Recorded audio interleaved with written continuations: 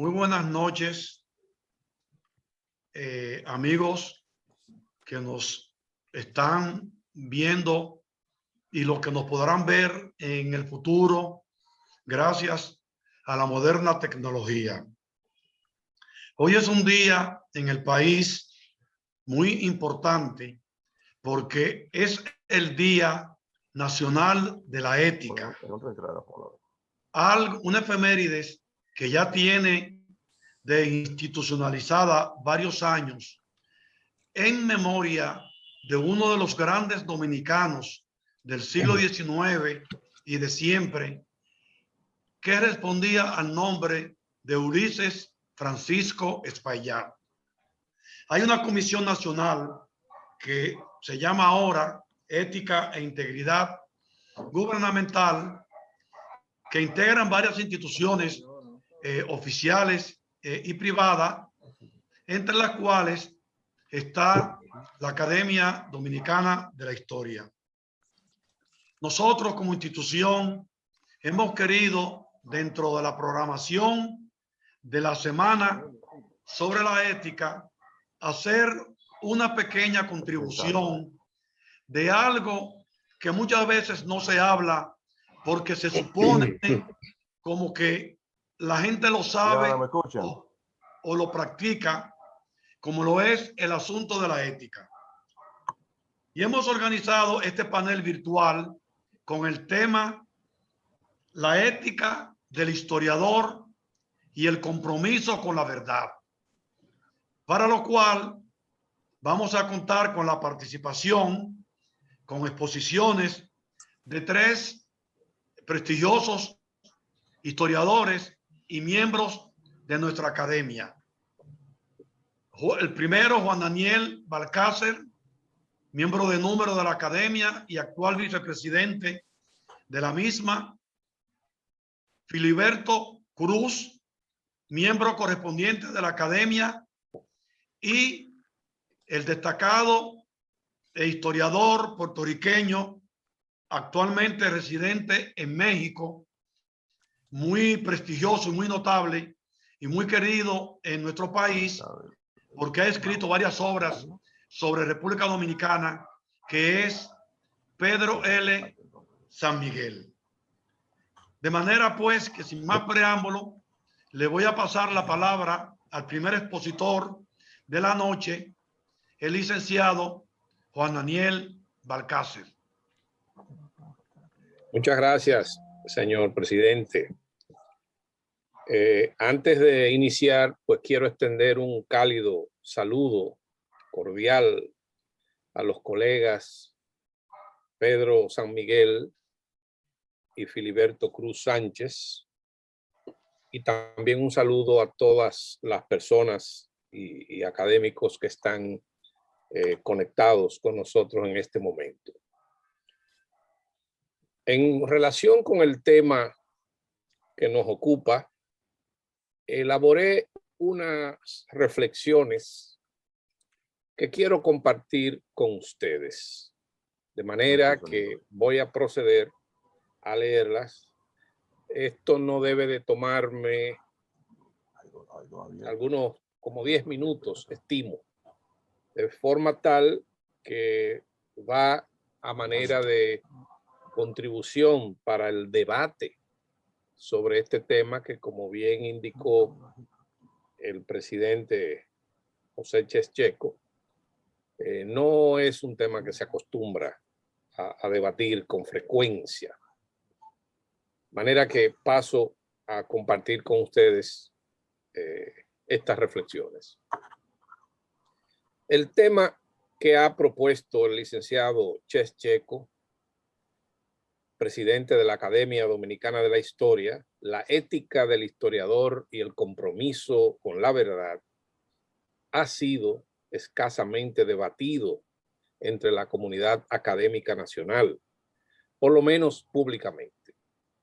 Se trata de una cuestión epistemológica sobremanera significativa, toda vez que la misma está estrechamente vinculada a la esencia del quehacer historiográfico y al compromiso que asume el historiador en tanto que cientista social al servicio de una comunidad determinada, con los principios y deberes que rigen la profesión.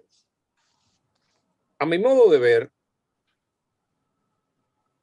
dos son los temas que se impone abordar a raíz del tema de este panel. Primero, la ética, es decir, aquella disciplina de la filosofía que estudia el bien y el mal, así como sus relaciones con la moral y el comportamiento humano. Y segundo, el compromiso, o más bien el deber que tiene el historiador con la verdad. Si aceptamos el dictamen según el cual el historiador tiene un compromiso con la verdad, ello nos induce a admitir que estamos frente a una suerte de deontología profesional de los historiadores. Así, en el discurrir de su oficio, el historiador tiene por misión investigar, reunir evidencias, comprender la conducta de los agentes en los acontecimientos del pasado y explicar el por qué tal hecho sucedió como ocurrió y no como debió haber sucedido. Y a lo largo de ese proceso, el deber del historiador es reconstruir y representar en formato narrativo parte o gran parte de los acontecimientos del pasado. En vista de que todo ese proceso ha de realizarse de conformidad con determinado método científico y siempre ceñido a las fuentes fidedignas de que dispone, el historiador, si bien es verdad que escribe desde el presente, recuérdese la sentencia de Benedetto Croce de que toda historia es historia del presente. Si bien es verdad que escribe desde el presente, no puede despojarse por completo de su ideología ni prescindir de su contexto social. Y no menos cierto es el hecho de que tiene el compromiso de proceder con honestidad, cuidándose de no incurrir en anacronismos, con el fin de mostrar el resultado de su investigación en función de las evidencias con las que ha trabajado. En síntesis, el historiador hace lo que debe hacer en lugar de lo que quiere hacer y se propone ser imparcial y objetivo. Y si se propone ser imparcial y objetivo, deberá cerciorarse de no juzgar las acciones del pasado conforme a los valores y prejuicios de su época, ni mucho menos, como señalé antes, incurrir en los traicioneros anacronismos.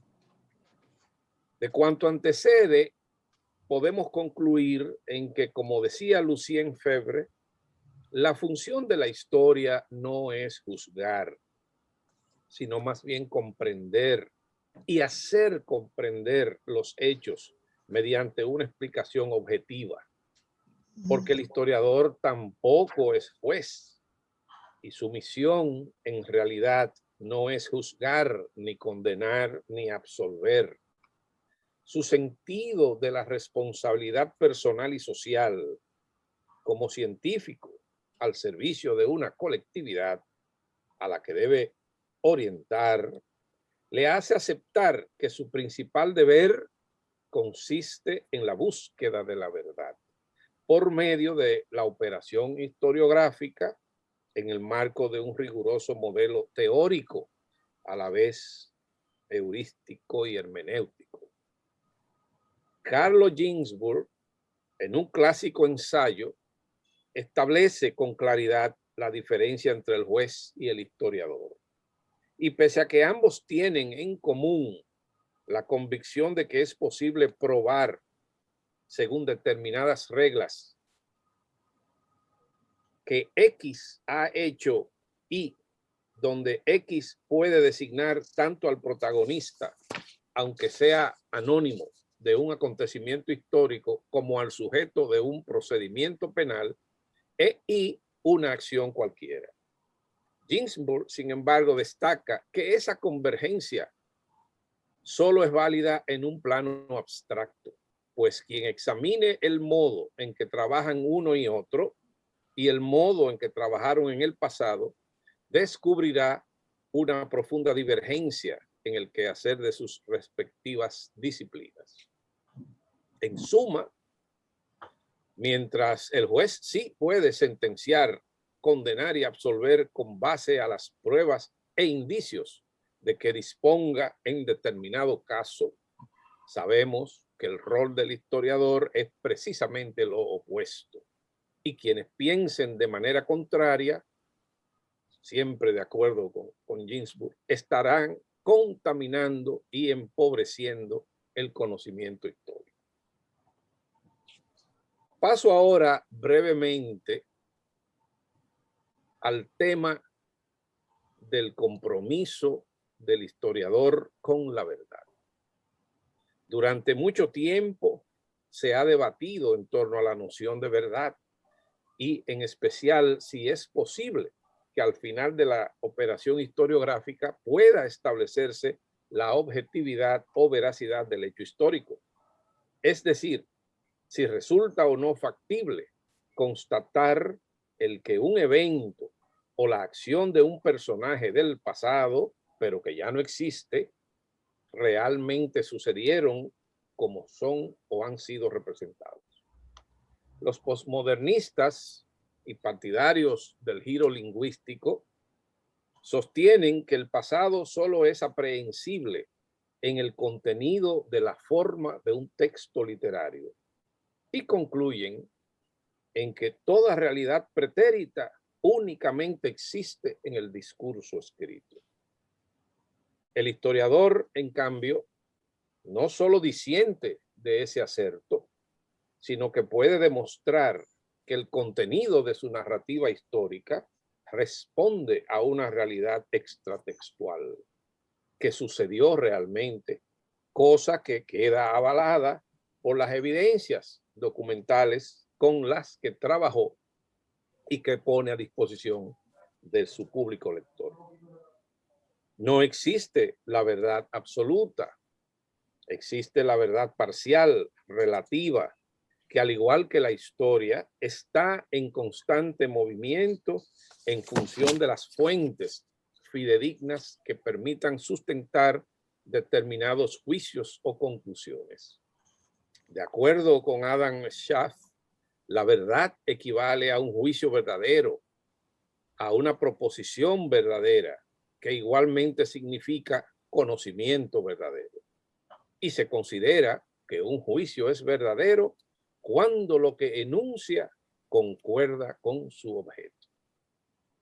La verdad histórica, afirman los especialistas, posee dos niveles, a saber, los hechos que están sobre la mesa en el primer nivel y las interpretaciones que están en el segundo nivel.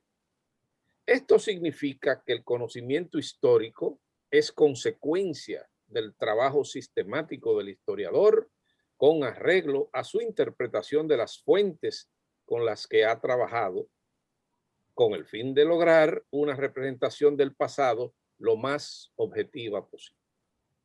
Después de todo, historia es interpretación, porque el acontecimiento por sí solo, los hechos por sí mismos, no dicen nada ni imponen significación alguna. A fin de cuentas, es el historiador quien habla y les confiere significación a los hechos en función de su metodología y teoría para investigar e interpretar el pretérito dentro del contexto histórico en el que vive. Concluyo estas reflexiones resaltando que la ética del historiador y su compromiso con la verdad le exigen honestidad y objetividad, tanto en el manejo de las fuentes como en la interpretación de los hechos, porque es precisamente la interpretación la que eleva a los hechos ordinarios al rango de los hechos históricos o derriba a estos de su pedestal.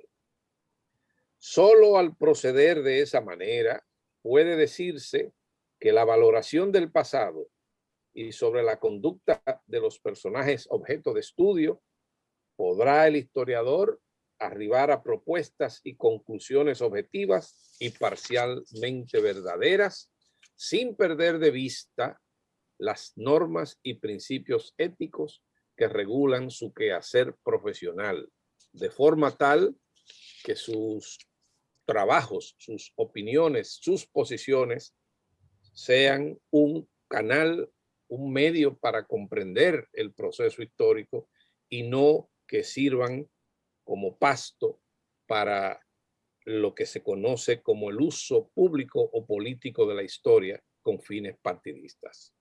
Termino aquí y le cedo a los demás colegas su turno para continuar estas exposiciones.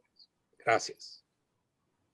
Muchas gracias, Juan Daniel, por tus edificantes palabras y reflexiones, producto de una larga vida como historiador e investigador. Es bueno que recordemos que Juan Daniel Balcácer es tal vez el historiador dominicano vivo más versado en la vida y en la obra del patricio Juan Pablo Duarte. Es autor de lo que ya es un clásico que en el próximo mes de mayo, que ya empieza dentro de unos días, habrá que volver a releer, que es la obra de él titulada Trujillo, el tiranicidio de 1961. Y también tiene otras obras. El académico que va a participar a continuación, Filiberto Cruz, es también un escritor ya, podríamos decir, veterano. Entre sus obras se destacan Historia de los medios de comunicación en la República Dominicana, una biografía política sobre Mella y introducción a la publicidad.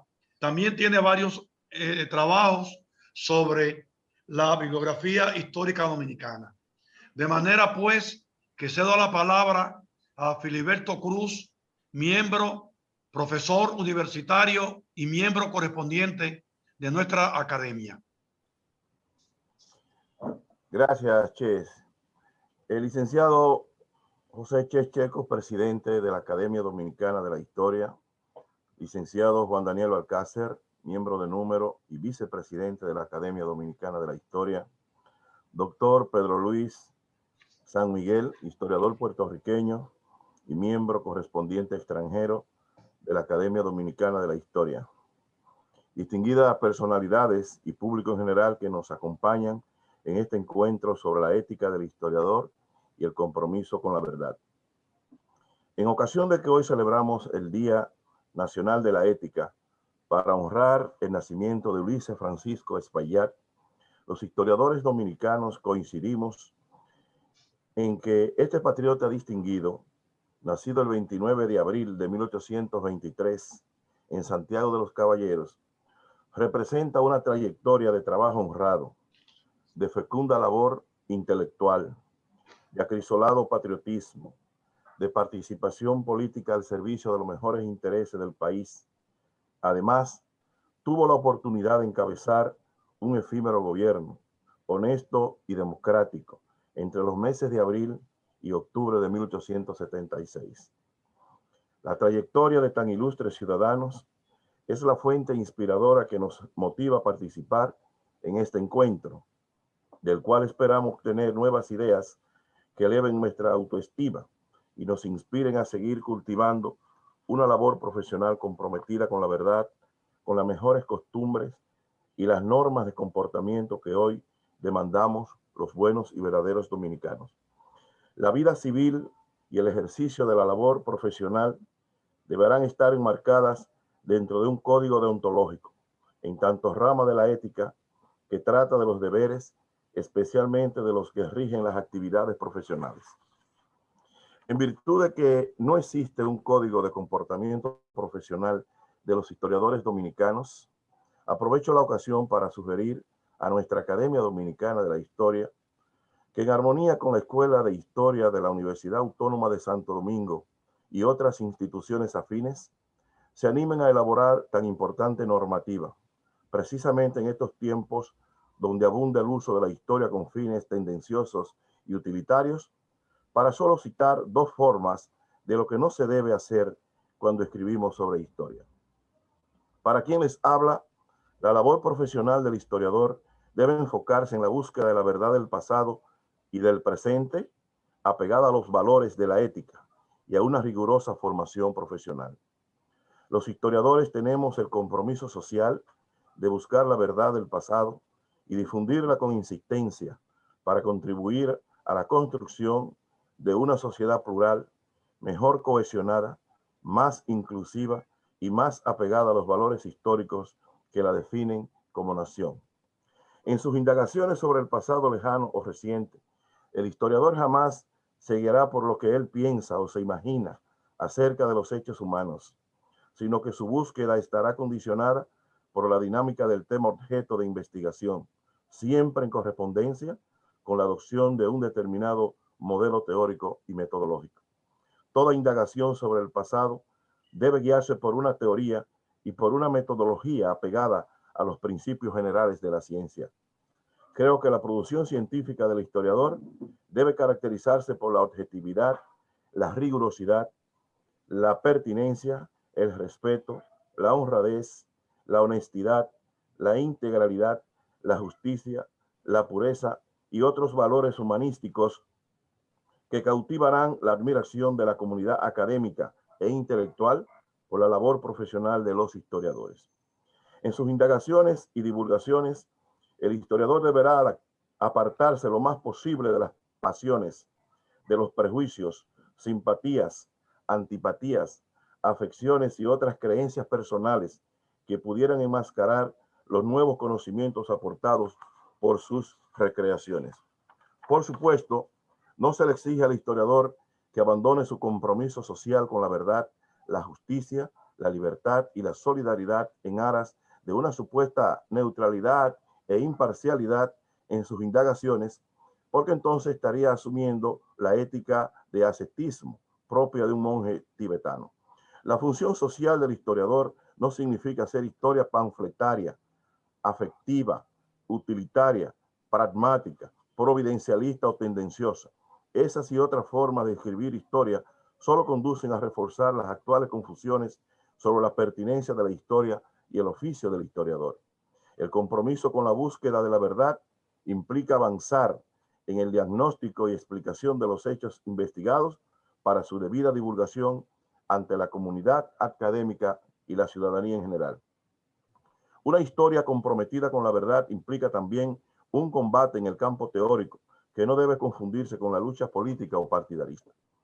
La búsqueda de una explicación para dar forma científica al conocimiento empírico incluye desnudar las marañas del discurso de las élites intelectuales instrumentalizadas, aquellos que al servicio del poder o de determinados intereses particulares encubren o manipulan la realidad del pasado lejano o reciente, no son dignos de nuestras creencias. El historiador deberá esforzarse por elevar su rigor intelectual, a sabiendas de que no basta una orientación ideológica justa si no existe una adecuada competencia profesional. El historiador deberá propiciar la polémica y el debate como prácticas que ayudan al desarrollo de las ciencias humanas, basadas en la más amplia libertad de pensamiento, en la tolerancia y el respeto a las opiniones contrarias a las suyas. Por su parte, los historiadores docentes deben velar por la adecuada impartición de conocimientos, garantes de una sólida formación de sus alumnos que contribuya a despertar entre ellos una conciencia crítica, cívica y patriótica. Es un deber irrenunciable del historiador rechazar el plagio total o parcial de obras literarias o artísticas ajenas, sin importar la variante en que se asuma dicho plagio. La tendencia al copismo es inaceptable porque ella obnubila, obstruye la capacidad creativa de quienes tenemos el compromiso de aportar nuevos conocimientos a favor de un país mejor. En su búsqueda incesante por más y mejores conocimientos, el historiador tendrá siempre el deber de preservar la integridad física de las fuentes, aun en los casos de que no sean de su agrado. Cuando las fuentes históricas en las cuales sustentamos nuestro quehacer no sean del todo fiables, el deber de los historiadores es someterla a un estudio crítico, jamás aceptarla sin antes analizar una serie de aspectos relacionados con sus autores. La ética comprometida con los valores humanísticos y el oficio del historiador deben fundirse, pues, en un haz de verdad y cientificidad. En resumen, todo el trabajo del historiador debe estar encaminado a la búsqueda de la verdad del pasado, lejano o reciente, un pasado que vive en ebullición y está sometido a constantes pruebas, pues la historia es una ciencia en construcción que requiere ser reescrita conforme van surgiendo nuevas fuentes, nuevas teorías y nuevas interpretaciones. Muchas gracias por sus atenciones. Muchas gracias, Filiberto Cruz, por tus elocuentes palabras. Cuando organizábamos esta actividad, no tuve la menor duda de acudir a un historiador profesional que se ha destacado como docente universitario, como investigador probado, como escritor. Me refiero a Pedro L. San Miguel, que como dije al principio, nació en Puerto Rico, pero actualmente reside en México. Pedro L. San Miguel tiene una vasta producción en los temas que a él siempre le han apasionado, como son los temas relacionados con el Caribe. Pero tiene una particularidad de que ha escrito obras muy importantes en la historiografía dominicana, útil para entender aspectos del pasado dominicano, como son Los campesinos del Cibao, Economía de mercado y transformación agraria en la República Dominicana, 1880-1960, publicado en San Juan, Puerto Rico, en 1997 y reeditado en Santo Domingo en el 2012. Otra obra de él se titula La Isla Imaginada, Historia, Identidad y Utopía en la Española, publicada en Santo Domingo en el 1997, en el 2007, en Montreal, Canadá, en el 2019 y en inglés por Chapel Hill en el 2005. También es autor de la obra La Guerra Silenciosa, las luchas sociales en la ruralía dominicana, publicada en México en el 2004 y en Santo Domingo en el 2011. Pero hay una característica sobresaliente en el historiador Pedro L. San Miguel que me motivó a invitarlo a exponer en esta actividad, y es que él siempre se ha preocupado por reflexionar sobre los temas históricos y metodológicos de nuestra disciplina de la historia. En base a todas esas cualidades que adornan a Pedro L. San Miguel, lo invitamos a este panel y me complace cederle la palabra. Bueno, muchas gracias, José.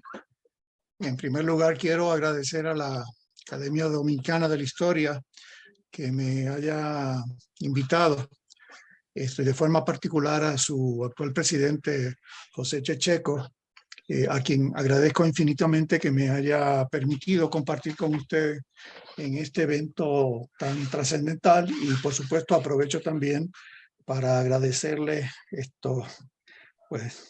las floridas palabras que me ha dedicado. Yo voy a leer un texto que forma parte de la introducción de mi libro más reciente, que se titula Intempestiva sobre Clio, Puerto Rico, el Caribe y América Latina, que fue publicado en San Juan de Puerto Rico por Ediciones Laberinto en el año 2019. El texto se titula La historia, la verdad, el pensar y la tradición. Y comienzo con una cita de Paul Ricoeur, que dice: la idea de verdad no se sostiene sino por el deber de pensar. Cierro la cita. Hurgando en las discordias entre helenos y bárbaros, Heródoto de Halicarnaso comenzó refiriendo aquellos sucesos que habían originado dichas broncas. Según él, en la génesis de tales desavenencias se encontró Io, hija del rey de Argos. Cuenta Heródoto que, habiendo llegado a esa urbe un grupo de navegantes y comerciantes fenicios, fue la joven de compras. Mas su presencia avivó la lujuria entre los fenicios, quienes habrían raptado a la princesa. Pero ese acto no quedó impune, por lo que, enmarcado en una moral de desquite, seguramente también de lujurias, continuó el robo de mozas entre helenos y bárbaros, suscitando un sinfín de conflictos.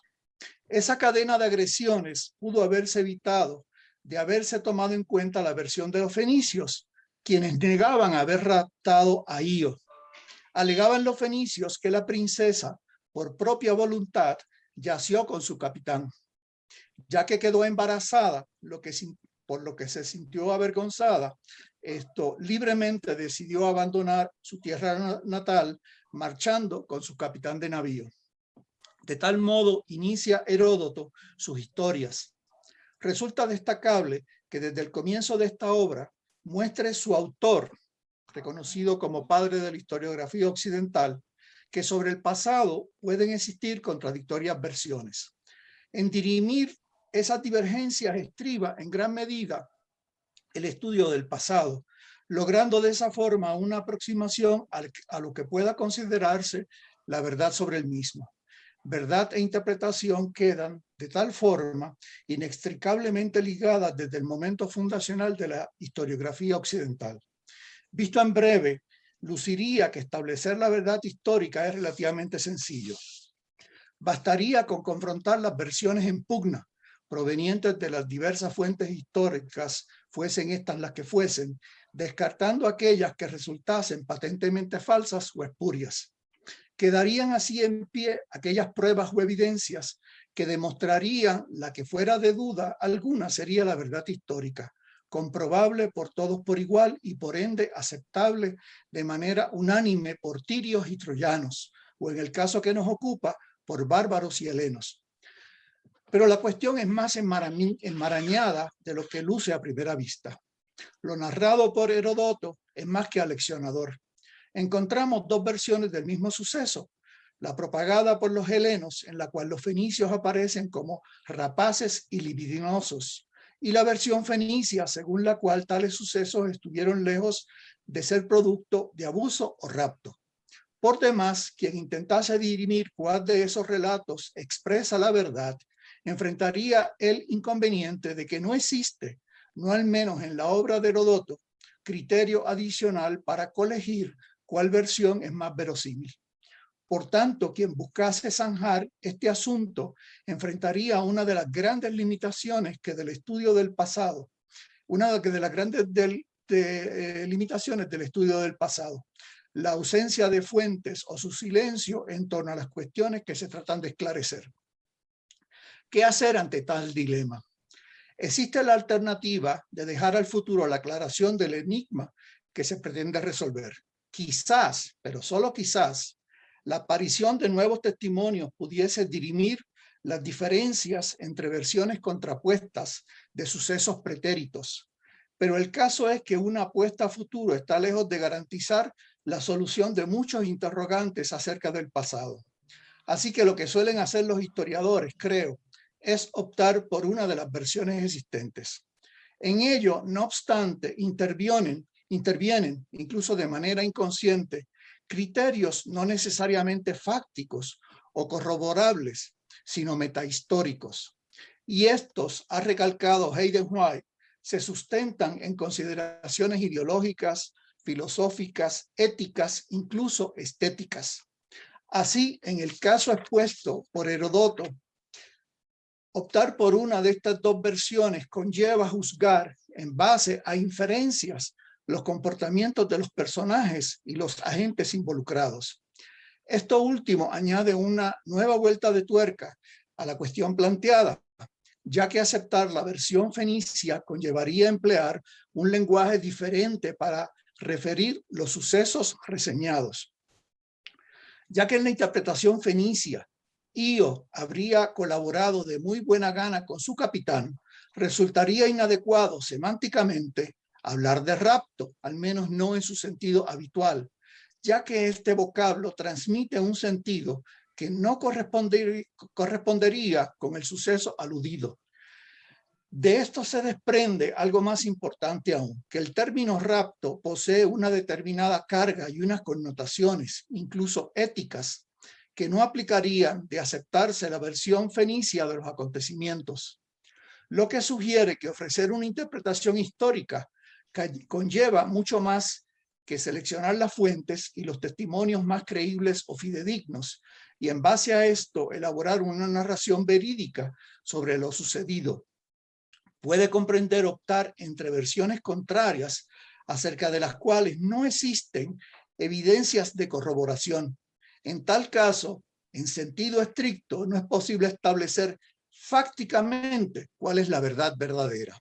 La elección entre versiones entra, pues, en el terreno de la metahistoria, que es un ámbito de sesgos filosóficos, ideológicos y éticos, es decir, de eso que cada humano lleva dentro de sí mismo, que es, como indica José Saramago, lo que efectivamente somos. Considero que la narración ofrecida por Heródoto revela problemas medulares que remitan a los temas de la verdad en la investigación histórica y de la ética del investigador. Entre ellos, número 1, la existencia de versiones opuestas acerca de un mismo suceso o proceso. Número 2, la carencia de fuentes o concepciones alternas que permitan escudriñar las interpretaciones incompatibles con el fin de determinar su credibilidad y veracidad. Número 3, las tribulaciones de quien pretenda dirimir discrepancias como esas, lo que puede conllevar elegir entre versiones contrapuestas, si bien careciendo de criterios fácticos adicionales que permitan esclarecer las cuestiones en disputa. Número 4, la adopción o la elaboración, por ende, de interpretaciones que en última instancia dependan no de criterios empíricos provenientes de las fuentes o los testimonios, los hechos, sino de consideraciones metahistóricas. 5, como derivado de lo anterior, el uso de un vocabulario o lenguaje determinado que ya posee cargas semánticas, filosóficas, políticas, ideológicas y éticas, lo que entraña que las palabras empleadas para narrar y entramar los hechos inciden sobre la interpretación ofrecida debido a los sentidos que esos términos o vocablos en sí mismos le van confiriendo al relato que se elabora sobre el pasado. Y número 6, la dimensión ética que conlleva construir o suscribir una interpretación histórica, ya que esto implica tomar decisiones que trascienden los planos empíricos de la investigación. Todo esto no hace sino resaltar el lugar central que ocupa el pensamiento, incluso la imaginación, que abarca lo que se ha denominado imaginación moral en la producción de las interpretaciones y los saberes acerca del pasado, lo que equivale a decir, como sugiere Paul Ricoeur, que la esencia de la historia radica en el acto de pensar, que en última instancia sostiene la idea de verdad. El pensamiento, obviamente, debe orientar las labores más técnicas de la investigación histórica, la consulta de archivos y fuentes, la ponderación de sus contenidos fácticos, el uso de metodologías y técnicas apropiadas a la investigación que se efectúa, así como el empleo riguroso del aparato erudito, las notas, la bibliografía, etc. Pero ante todo, resulta determinante en la elaboración de las interpretaciones, las que no responden solamente a las evidencias o los hechos, sino también a factores que trascienden lo estrictamente técnico. Por ello, un cuestionamiento de la verdad sostenida por una interpretación o una investigación histórica debe ir más allá de las fuentes, los testimonios e incluso de sus soportes conceptuales explícitos, eso que los manuales de investigación denominan el marco teórico. A partir de tales consideraciones, en diversos trabajos he subrayado, siguiendo sobre todo a esos posmodernos que son Hayden White y Michel Desserteau, la necesidad de estudiar los relatos elaborados por los historiadores como una forma de acceder a la dimensión metahistórica del conocimiento histórico. A dicho enfoque he añadido una perspectiva adicional, inspirada sobre todo en Raymond Williams y Reinhard Koselleck, que estriba en escrutar esos conceptos y categorías analíticas que actúan como núcleos de las interpretaciones históricas y que fungen de palabras clave de los relatos históricos. En cuanto tales, dichos conceptos son determinantes, ya que sus significaciones permean las narraciones históricas de múltiples e intrincadas maneras. Por ejemplo, prefijando los sujetos o los agentes que figuran como protagonistas en las tramas, los procesos y los acontecimientos referidos a ellas. Asimismo, inciden sobre la naturaleza de las explicaciones y las interpretaciones.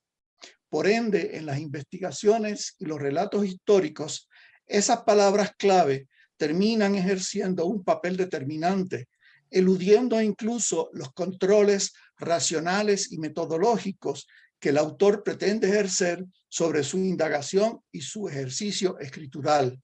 En la historiografía moderna se han destacado como palabras clave conceptos como nación, clase social, identidad y resistencia. A términos como estos se pueden añadir nociones como desarrollo, subdesarrollo, atraso, raza, etnicidad y género. Incluso categorías geográficas o culturales como América Latina, Occidente, Oriente, Caribeño o Dominicano. Las que establecen delimitaciones cronológicas como Caribe antiguo, periodo colonial, dominación haitiana o era de Trujillo, también pueden operar como palabras clave, ya que estipulan las disquisiciones e interpretaciones acerca del pasado. A mi juicio, el examen de las dimensiones metahistóricas de las narraciones, así como el escrutinio de las implicaciones epistemológicas, filosóficas y éticas de las palabras clave, son cruciales para elaborar razonamientos críticos acerca del conocimiento histórico. Son esenciales a eso que entraña pensar históricamente. No son, sin embargo, suficientes en aras de ofrecer una crítica profunda a la verdad, entre comillas, que expone y sustenta una determinada interpretación histórica. Resulta decisivo meditar acerca de las tradiciones intelectuales e historiográficas a las cuales ella responde y en las cuales se inserta. El concepto mismo de tradición requiere una elucidación. La noción de tradición connota un sentido de jerarquía, orden o sistema, y con ello una relación de sujeción, adhesión o respeto ante lo añejo, lo tradicional o lo canónico. Con frecuencia, esto se traduce en una actitud reverente ante los precursores y los antecesores, o ante quienes alegadamente representan o emblematizan ya explícita, ya implícitamente los valores de dicha tradición. Así concebida, la tradición funge como un campo de fuerza cultural que procura preestablecer los sentidos, las interpretaciones y los saberes posibles, al igual que predefinir los lenguajes y las maneras de referir tanto lo real como lo imaginario. Es decir, que pretende estipular las formas, entre comillas, apropiadas, entre comillas, y aceptables de transmitir los sentidos que dicha tradición alega contener y, por supuesto, dominar. Asimismo, pretende normar los criterios a partir de los cuales se elaboran los bienes culturales de los cuales dicha tradición se asume como propietaria, guardiana o custodia. En los tiempos modernos, la nación ha fungido como personaje central de la historiografía, por lo cual el nacionalismo ha actuado como sustrato conceptual y retórico de las narraciones históricas. Por ello, sus formas narrativas y palabras clave han normado la mayoría de las obras históricas. No obstante, son escasas las reflexiones de cómo ese predominio contribuye a sesgar los imaginarios acerca de las sociedades modernas. Son, en fin, exiguas las obras que han intentado dilucidar cómo el nacionalismo incide sobre las interpretaciones y las verdades que se elaboran acerca del pasado. Dirimir tales asuntos resulta crucial debido a que la producción de saberes sobre las sociedades conlleva dilucidar problemas epistemológicos acerca de cómo penetra el mundo en un texto. Pero además encierra dilemas éticos, por ende políticos, derivados de cómo y para qué penetra un texto en el mundo. Debemos tener presente que los relatos acerca de las sociedades humanas, como lo son las narraciones históricas, contribuyen a definir los vínculos sociales. Esas narraciones enuncian o alegorizan el vínculo social. Por tanto, los conceptos y las figuras retóricas que estructuran dichos relatos son palabras que atan o que pueden atar. A mi modo de ver, estas son cuestiones cruciales que implican efectuar aquello que como fundamento de todo genuino conocimiento prescribía Sócrates: conocernos a nosotros mismos, lo que conlleva cuestionarnos a nosotros mismos. Es decir, cuestionar desde sus raíces el trabajo de investigación y escritura que efectuamos acerca del pasado. En mi opinión, pocos asuntos son tan cruciales como este para poder deliberar en profundidad acerca de la ética del historiador y de su compromiso con la verdad. Muchas gracias. Gracias a ti, Pedro San Miguel. Y es una pena que tengamos el tiempo limitado, pero esto se está grabando para que luego en el futuro podamos volver a contemplarlo. Y yo me siento muy contento como academia, porque yo creo que el objetivo de la actividad lo hemos alcanzado con creces. Es decir, a través de las exposiciones de ustedes tres, hay una bandeja de ideas y planteamientos sobre el quehacer histórico que siempre ameritarán que volvamos a discutirlas y reflexionar sobre ellas. En el caso particular de Pedro San Miguel, ojalá que esta situación de pandemia en que se encuentran nuestros países pase hacia final de este año, porque hay una invitación abierta a Pedro, según depende de sus compromisos académicos, para que él venga a Santo Domingo a dictarnos un curso sobre estos temas teóricos y metodológicos que tanta falta hacen que se planteen, y que los que están dedicados a la historia o se quieran dedicar al quehacer historiográfico lo plantean. Tenemos que terminar, y yo quisiera, como Academia Dominicana de la Historia, expresar el más profundo agradecimiento tanto a Juan Daniel Balcácer como a Filiberto Cruz y como a Pedro L. San Miguel por las reflexiones que nos han brindado esta tarde. Desearles que ojalá nos encontramos pronto en eventos similares. Buenas tardes a todos. Buenas tardes. Adiós. Adiós.